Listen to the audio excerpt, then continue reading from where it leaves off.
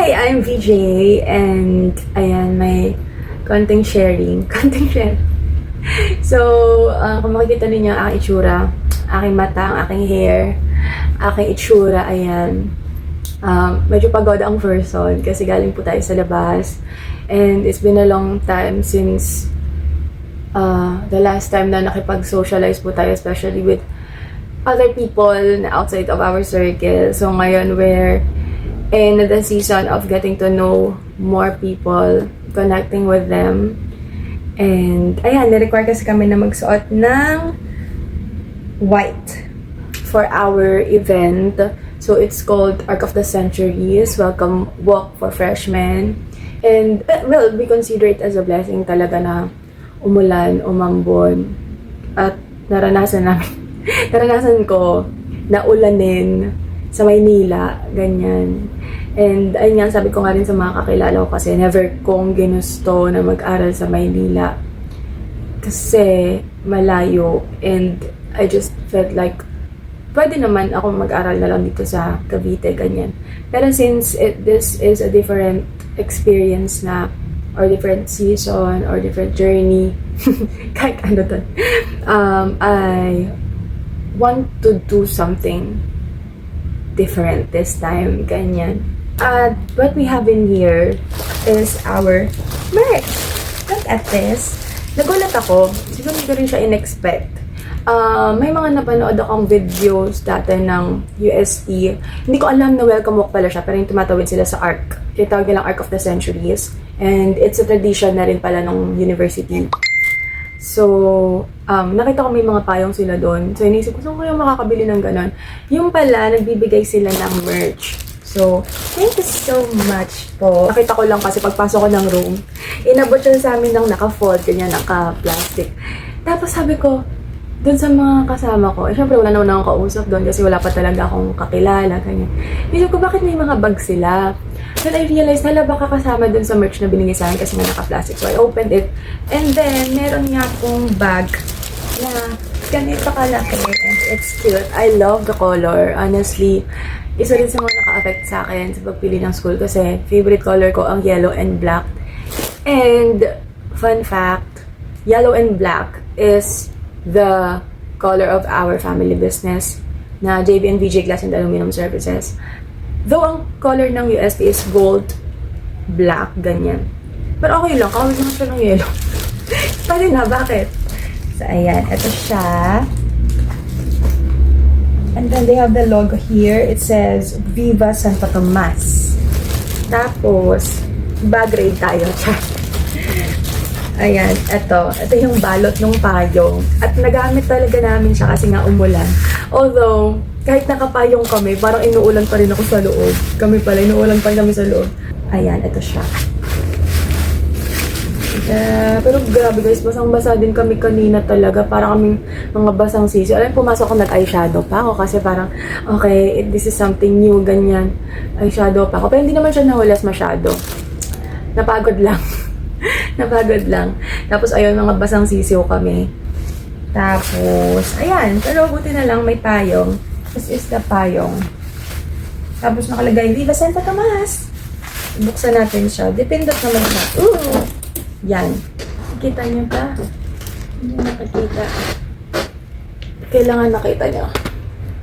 Ganito siya. Yan. O, diba? Nakita niyo tuloy na dito ako sa lapag tawid namin ng art kasi nakapayong sila. Sabi ko, ayoko sana magpayong kasi nga gusto ko rin namang i-feel, tsaka parang medyo mahina lang naman yung ambon. Nagpayong silang lahat. So, nagpayong din ako. Kasi syempre baka sabihin, payong ka na, ulan na, mukha ka ng basang sisiyo. Tapos may abutin yung mga kasama ko, sila Jersey, sila Chris, ganyan, hi! Sila JM. Narinig ko sila, sabi nila na hindi na, like, parang ayaw na nila magpayong kasi gusto nila ma-feel yung pagtawid nila dun sa Arc of the Centuries or sa art. So, ayun, sabi ko, ay, pwede pala, ayun, di kami naggamit nito. Tapos, feel na lang namin yung pagtawid doon na para kaming nasa portal. So, ito yung magkasama. Then ko muna siya papasok.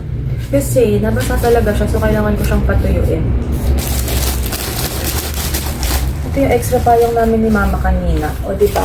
Sabi ko sa inyo, paborito ko talaga yung yellow tsaka yung black. Kasi tignan nyo. Pamaypay ko to. Pamaypay ko to since alam niyo, since high school pa to. Ayun o, ganyan. Tingnan niyo yung sulat ko. Ganyan pa ako magsulat nun. High school pa to. Eh, syempre, nag-aaral ako sa Patalastas. Nag-aaral ako sa BNHS. Talagang, hindi ako pwedeng walang pamaypay doon kasi syempre, wala kaming aircon doon. Di ba? Mga simpleng nila lang kami. So, kailangan lagi akong may pamaypay. Kaso, kahit pinabordahan ko na ng pangalan ko at lahat-lahat, pag hiniram sa akin, lagi nawawala. Pero okay na yan, pass is pass. Pero tignan nyo, eto nandito pa rin siya. Nasira to. Tapos parang tinabi ko siya kasi nga yellow. So gulat ako, nagagamit ko pa siya. So I think it's meant to be. Charis. Ito yung plastic na pinaglagyan. Kasama to, parang nakatupi siya sa loob. So buti na lang, nakita ko sila na nakabag. At nalaman ko na bag pala yung tela na yun. So eto siya. Ay. Ano kayang meaning? Hindi ko alam kung bakit kutsara yung napili nila. Yung pa yung naiintindihan ko pa kasi umulan. Umulan, umaraw, ganyan. Ito. Saan nakalagay dito? Ah, okay. So, it's Viva Santo Tomas. Tapos, let's reduce, reuse, recycle. Yon. Kaya pala kami binigyan ng kutsara. Sana may baunan din. So, eto, diba? May kutsara kami. At guys, hindi na natin kailangan mag-uwi ng kutsara tinidor ng Jollibee. Charot. De, eto, sa USD, meron din siyang print. Go, ste. Go, ste. Yan.